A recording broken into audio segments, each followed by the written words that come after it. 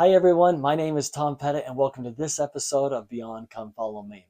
This week in your Come Follow Me reading assignment, you're studying Mosiah chapter 7 through 10. Now don't think for a minute that this is a reading assignment that's just kind of setting the stage or being a prelude to all the really good, great stuff that's coming. Although there is some really good, great stuff coming, that being the story of Ammon and Lehi, Alma and Abinadi and the rest of them, it's not just getting the right people in the right place at the right time that we find in Mosiah chapter 7 through 10.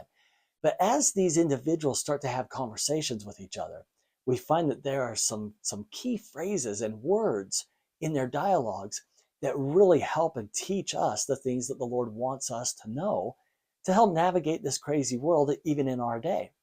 And that's the great thing about the Book of Mormon is no matter what we read from it, the Lord can speak to us and teach us the things that we need to know right then and there to bless our lives. So the things that I pull out of this reading assignment, and all of them, are probably different than what you pull out of the assignment as you're reading it. And that's because the Lord will teach us individually the things that he wants us to know.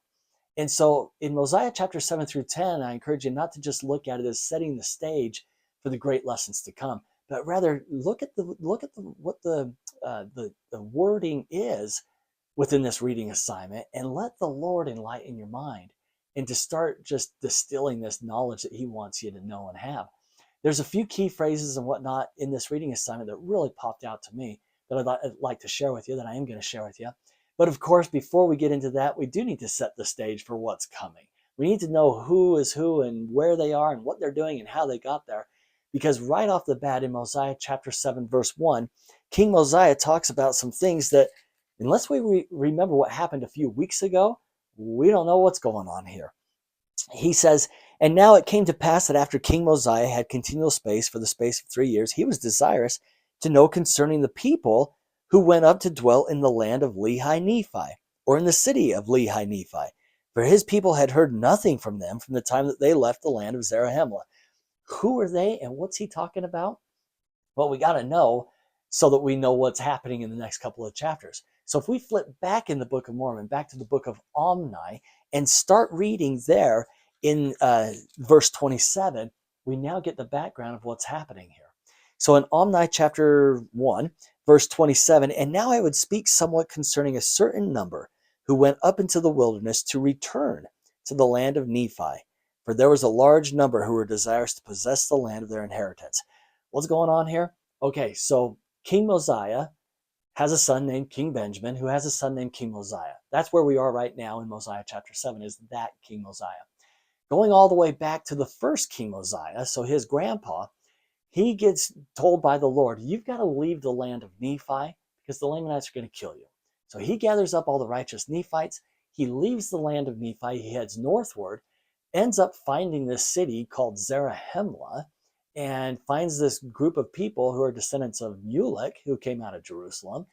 They've become friendly with each other. They decide to join together, and Mosiah becomes king of all of those people, headquartered there in the land of Zarahemla, or the city of Zarahemla. So then some time passes, and some people who were Nephites, they decided, "Hey, I remember we came from that one location, the city of Nephi. We want to go back and check it out. We want to go back to the land of our original possession." Probably where their parents or even their grandparents, maybe even their great grandparents had settled and lived. And now these guys wanted to go back to the homeland and check it out. So that's what's going on in 27. And then in verse 28, so they get this great idea to go back. "Wherefore they did. They went up into the wilderness, and their leader being a strong and a mighty man and a stiff-necked man, wherefore he caused a contention among them. And they were all slain, save 50 in the wilderness. And they returned again to the land of Zarahemla, not finding the land of Nephi." And then in verse 29, "And it came to pass that they also took," so they wanted to go try it again. "We went on this expedition. It turned out really bad. Let's go try it again to find the land of Nephi. And it came to pass that they also took others to a considerable number and took their journey in the wilderness." And then Amalekite, he's the one that's writing, "I had a brother who went with them also, and I have not since known concerning them." And then we get all the way out to Mosiah chapter 7, and Mosiah the grandson of the original King Mosiah, who sent that group out to the land of Nephi, he says, we haven't heard from them for a really long time. I wonder whatever happened. Let's send a group out to go find them. And so this group gets sent out. Their leader is a man by the name of Ammon. Ammon, they find the land of Nephi. In fact, they find a city, and they approach the city, and Ammon's arrested. He's thrown in jail for 2 days. At the end of 2 days, he's pulled out of jail. He's put before the king, and the king says, hey, what's the deal? How dare you approach me when I'm outside the security and safety of the walls of the city? Who do you think you are? And he says, well, my name's Ammon. I'm a descendant of Zarahemla. And the king says, oh, whoa, seriously, you're from Zarahemla. Come on in, let's talk. So now the king that Ammon just found, this individual who's a king, he says, I'm King Limhi, and I am a descendant of that group who left Zarahemla to come repossess the city or the land of Nephi. And so they make this great connection, probably a little bit of a family reunion. And so Limhi starts to tell Ammon, hey, yeah, we left and we came down here and things got really bad. The king of the Lamanites, his name's Laman, he entered into this agreement. It was a trick. He told us everything would be well, but then when we got in here, he started taxing us and putting people over us to watch us, and it's just a bad situation. But now you're here, you're going to save us, and you're going to help us. Okay, so that's where we are. Limhi really gets into life is bad here in the land of Nephi, and we really want to go back to Zarahemla with you guys. And then we get to so that's the whole setting. Now let's pull out some of these key phrases that caught my attention in this week's reading. So we get to verse 18. And it came to pass that when they had gathered themselves together, so Limhi calls out and he says, hey, all my people, come together, get together. We're going to talk about how Ammon is going to rescue us. And I love it how Ammon hasn't even offered the rescuing. How is he going to do it? How is he going to sneak all these people out of the land and not have the Lamanites take notice? Limhi has so much confidence and so much faith and so much trust that the Lord has sent Ammon. And he's like, I don't know how we're going to do it either. I'm not going to wait for the invitation. I don't know if you're interested, and frankly, I don't care if you're interested. I see that we have been praying and begging for deliverance, and the Lord sent you, and so it's going to happen.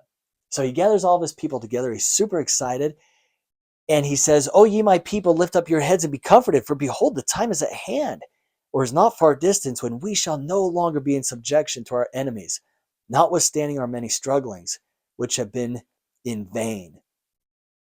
So he's super excited. He says, the Lord has provided a way out. We don't know how he's going to do it, but he's going to do it. We have trust in that.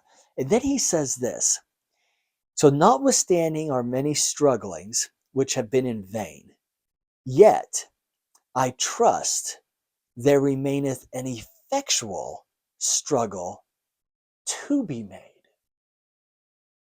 Now we got to think about this a lot. What in the world does that mean? He says we've been struggling in vain, meaning we've been living a really hard life and it's gotten us nowhere. But then he says, I trust. I know that the Lord sent Ammon, so good things are on the horizon. The Lord hasn't forgotten us. The Lord is near. The Lord is close. But he doesn't promise his people our life is perfect now. The Lord's here. We're okay. We're saved. We've made it. We're in the promised land and everything's going to be taken care of for us. He doesn't make that promise. He says that the time is at hand or not far distant. So in other words, we are still going to be struggling. Even though the day of our deliverance is here and the Lord is close and the Lord has made these promises that we know are going to come about, we are still going to be struggling. We've struggled in vain, and I trust that there remaineth more struggles to be made. But now it's a different kind of struggle. Instead of us struggling in vain, it's now going to be an effectual struggle. And I'm going to talk about what effectual might mean. But here I've said it, but let me say it one more time. Limhi is saying to his people, look, we have been oppressed. It's been a bad situation. However, the Lord is near. The Lord is going to take care of us. but it's going to come in his time. And so I trust that we've still got some struggling to go through. But it's not just a struggle, it's now an effectual struggle. By definition, the word effectual is this: it means producing an effect. So anything that's effectual is going to produce an effect, or the effect desired or intended.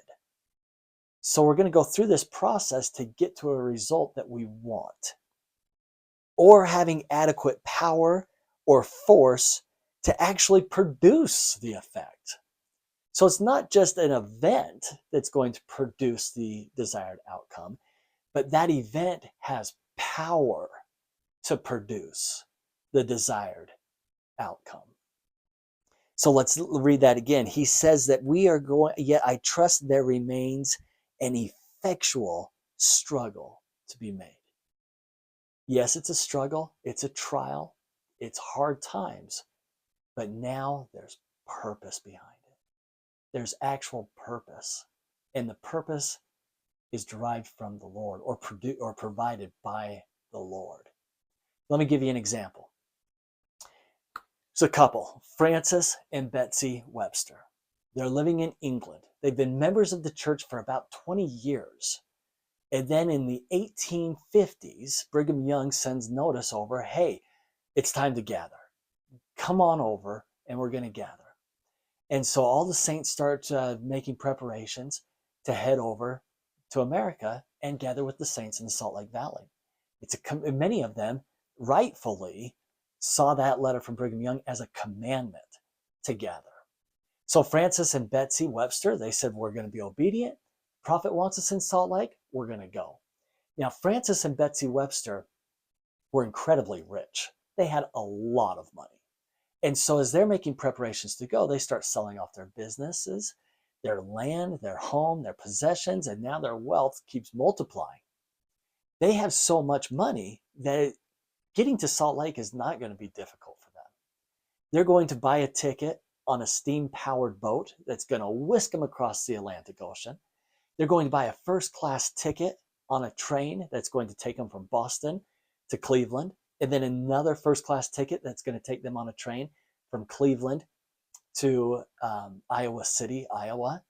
And then where the railroad ends at that point, they are then going to hire a stagecoach and a crew of men to escort them in comfort across the plains, cooking all their meals, cleaning up, protecting them from animals and people or whatever, and just take them in luxury. They'll sit in this coach, this horse-drawn coach, and make it all the way to the Salt Lake Valley.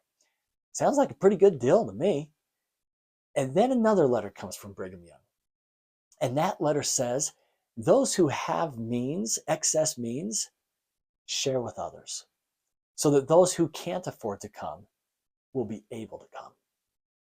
So the Websters looked at their situation and they thought, that's what the Lord wants, then that's what we'll do. They cancel their ticket on the steamboat. They cancel their first class tickets on both trains. They cancel the men who are going to escort them in comfort. They give up those reservations. And they give all their money away to other members of the church. And so that way, hundreds of them can now make their way financially to the Salt Lake Valley. So where does that leave the Websters? Well, in the same place that everybody else was left in. So they got on a wind-propelled boat, so it took a lot longer to get across the Atlantic Ocean. They then sat on their luggage in a cattle car on both trains. They get to Iowa City, and they spend $9 buying a handcart. And now they start pulling their worldly possessions across the valley, 1,325 miles to Salt Lake. And they start walking every single step of the way. Now, if life wasn't difficult enough for the Websters, they happened to be assigned to a company led by Edward Martin. They were members of the Martin Handcart Company. And as members of that handcart company, they would get stuck in the winter snow in the plains of Wyoming. They would suffer beyond belief, hunger, cold, fatigue, death all around them. And yet they kept moving 1 foot forward at a time until they made it to the Salt Lake Valley. They made it to the Salt Lake Valley. They weren't there very long until Brigham Young told the Websters, keep moving because I want you to go down and help settle Cedar City. So they went another nearly 300 miles, 250 miles or so to the south, and that's where they started to make their home. Years went by.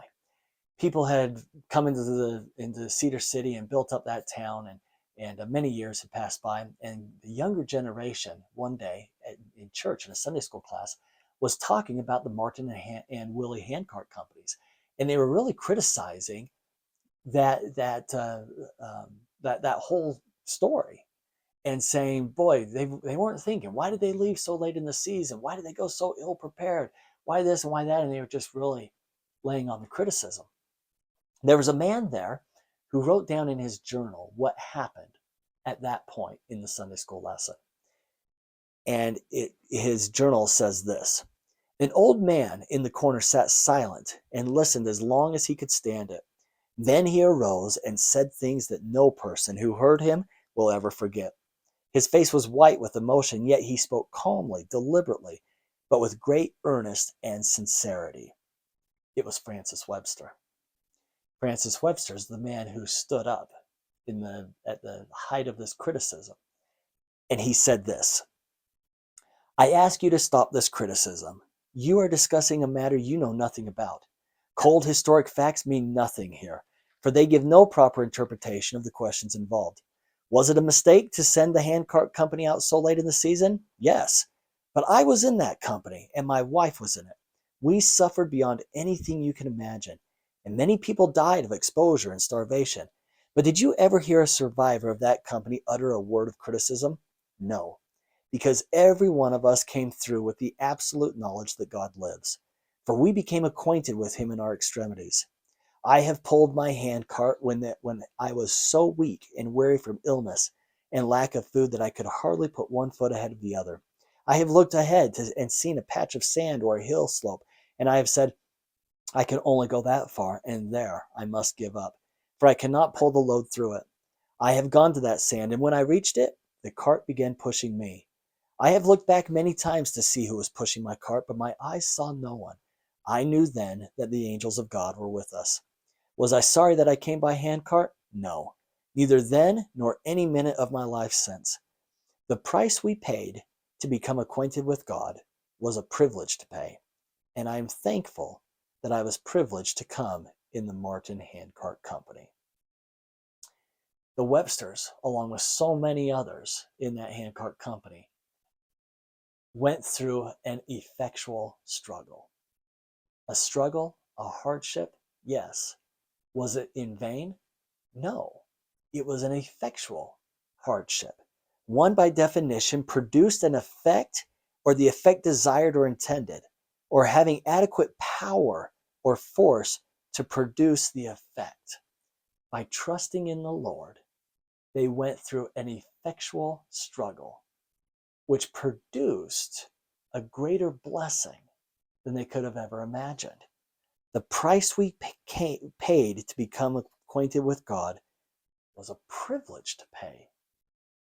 He was looking back, that effectual struggle was a privilege to pay because of what he got out of it. It produced the effect, and that effect was to come to know God. We all have effectual struggles to make. So why don't we relabel our trials as effectual struggles? Wouldn't that be something? Boy, you'd catch somebody so off guard if when you were going to say the word trial, you inserted effectual struggle instead. Hey, how's your day going? Oh man, it's tough right now. I'm really going through an effectual struggle. They'd say, what? What are you talking about? But man, if that was our mindset, to where every time that we're ready to complain about what's going on in our life, that we inserted those two words, I'm going through an effectual struggle, I bet that would change our attitude really quickly as we start saying, hey, I'm going through this for a purpose. I know the Lord hasn't abandoned me. He's sticking right next to me, and he's helping me get through this effectual struggle so that I might be able to come out better at the end than I ever was at the beginning or before this effectual struggle started to take place. And then, if you do that, if you choose to relabel your trials as effectual struggles, you will then receive the blessing that's given in verse 19, there, which is the very next line after Limhi's talking about this effectual struggle. So let me read it all together. Yet I trust there remaineth an effectual struggle to be made. Therefore, lift up your heads and rejoice and put your trust in God. Limhi, now let's go through the story here as it's written. Limhi, he continues to prove that the Lord will help us through our effectual struggles by reminding those in his audience and us as readers of all the things that the Lord has done and will continue to do. He reminds us that the Lord can do anything, even the dividing of the Red Sea and feeding the Israelites with manna out of heaven. If the Lord can go to the Red Sea and split it, and then drop food out of heaven at just the right moment, and the food that the Israelites must have loved, or at least it took care of them, if the Lord can do that, how easy is it for him to help you and me with our effectual struggles? Because I guarantee that there's not a single one of us who, in order to get out of our effectual struggles, need the Lord to part the Red Sea. And yet he has the power, the ability, and even the desire to do anything to help see our effectual struggles come out for our benefit and blessing. And so why not? So how? How do we make it all possible? Or how do we allow the Lord to make it all possible? That is found in verse 33. But if you will turn to the Lord with full purpose of heart and put your trust in him and serve him with all diligence of mind, if you do this, he will, according to his own will and pleasure and time, deliver you out of bondage or deliver you out of that effectual struggle. All right, then we get to chapter 8, and we're shifting gears. So let's set that aside. We've done a good job on effectual struggle, and now let's look at chapter 8 and some of the things that we learn in chapter 8. I want to take you to verse 15 of chapter 8. And the king said, so the king is Limhi. So Limhi, he set out his own group. He says, hey, go try to find the people in Zarahemla to get them to come and help rescue us. So he sends out a bunch of people. They go out there, they return, and they say, man, we found this place where there's just a ton of dead people, a lot of bones and whatnot, but we did find these records and we brought them back. Limhi says, awesome. I wish we knew what they said. They're not in our language. Well, we're going to find out later in our studies that what they had done is they went to and found the Jaredites. The Jaredites had become extinct, and their records left behind. They now brought them back, and here's the record of what will become known as the Book of Ether eventually. And so that we're trying to get all the right people in the right place here. And so they bring the records back, and Limhi says, man, I can't read them. I wish I could. And then Ammon shows up, and part of their conversation is Limhi says, hey, can you interpret these? And he says, no, I don't have that gift of interpretation, but I know someone who does. It's King Mosiah. He can take care of us back in Zarahemla. And the king, so Limhi said that a seer, so they're talking about translating, and a seer is the one who translates. And then the king says a seer is greater than a prophet. And Ammon said that a seer is a revelator and a prophet also. And a gift which is greater can no man have, except he should possess the power of God, which no man can. Yet a man may have great power given him from God. But a seer can know of things which are past, and also things which are to come. And by them shall all things be revealed, or rather shall secret things be made manifest, and hidden things shall come to light. And things which are not known shall be made known by them, and also things shall be made known by them which otherwise could not have been known. Every general conference, every ward conference, and every stake conference. So upwards of 5 times a year, as members of the church, we sustain 15 individuals as prophet, seer, and revelator. And so as we talk about what a seer is, that's one of their 3 titles. They are exactly what Limhi and Ammon are defining what a seer is. And so when we think of those 15 individuals who we sustain as seers, we could insert their name. But elder, fill in the blank of one of the 15, can know of things which are past and also of things which are to come. And by him shall all things be revealed, or rather secret things.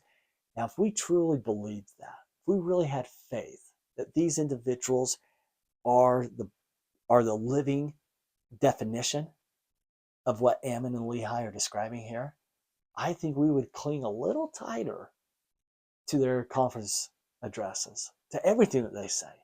If this is who they are and what they're able and what they do, then boy, I think we hold a little tighter to them. And I kept using the word if. The reality is they are 15 seers who do exactly what Ammon and Lehi are stating here. And so we ought to cling a little tighter, be a little bit more diligent in heeding the counsel that they give to us. Sister Sherry Dew, says this about seers. The Church of Jesus Christ of Latter-day Saints is never dependent solely upon mortal men, as brilliant and wise and inspired as they may be. Those who follow the prophet are actually following and placing their trust in God, the Father, and his Son, Jesus Christ. Following prophets makes us smarter, because seers see things we cannot. Prophets help us see around corners. In the April 2024 General Conference, President Nelson, in his concluding remarks, said, "I hope you will repeatedly study the messages of this conference throughout the coming months." Among the many reasons he probably said that, one of them could be because what you heard is coming from prophets, seers, and revelators. And so the necessity to cling a little tighter and hearken a little better is such a necessity. As he says, I hope you will repeatedly study the messages of this conference. We then get to chapter 9, and this is the beginning of Zeniff's record. So who's Zeniff? He's the guy who led the expedition that's recorded in the book of Omni. So he was the one that left first. He gets the great idea, hey, let's head down to the land of Nephi, and let's go visit the inheritance place of our forefathers, where our grandparents used to live. So he got the group together. As the book of Omni describes, they went, they had some contention, they returned, a bunch of them died, and then they get the idea, Zeniff again, hey, let's try it for a second time, and then he never came back. So Limhi says, Zeniff, that guy who left and brought us all down here, he's my grandpa, and I've got his journal, and here it is. And so that's what chapter 9 is. We're now reading out of the journal of Zeniff, the grandpa of Limhi, the guy who originally brought the Nephites out of the land of Zarahemla. So then we get to chapter 10. Well, in chapter 9, you'll read that Zeniff then talks about how he comes and he makes this treaty with the Lamanites. And then, of course, as Limhi recounted in chapter 7, the king of the Lamanites didn't treat him very nicely and didn't do his part of that treaty. So then we get to chapter 10. Zeniff and his people and the Lamanites, they get into this big fight. I'm sure it kind of went like this. Zeniff says, hey, King Laman, we had a deal. And you went back on the deal, and now my people are oppressed, and we're having a really big struggle. And King Laman says, well, if you think that's a struggle, how about going to war with us? And so they did. So they went to war. In verse 10, Zeniff describes they went to war in the strength of the Lord, and he's very clear to point out that the Lamanites did not. Although they're big and mean and scary, they're fighting this war without the Lord. We, on the other hand, are fighting this with the Lord. And then Zeniff goes into detail as to why the Lamanites hate the Nephites so much. He goes all the way back to Nephi and Laman and Lemuel. And he's talking about how the Lamanites have learned and have taught their children and their grandchildren all through the ages that their ancestors, Laman and Lemuel, were wronged by their brother Nephi. And so they're really upset and angry about that. And you'll see the word wronged repeated over and over. The Lamanites feel they were wronged. They were wronged. They were wronged.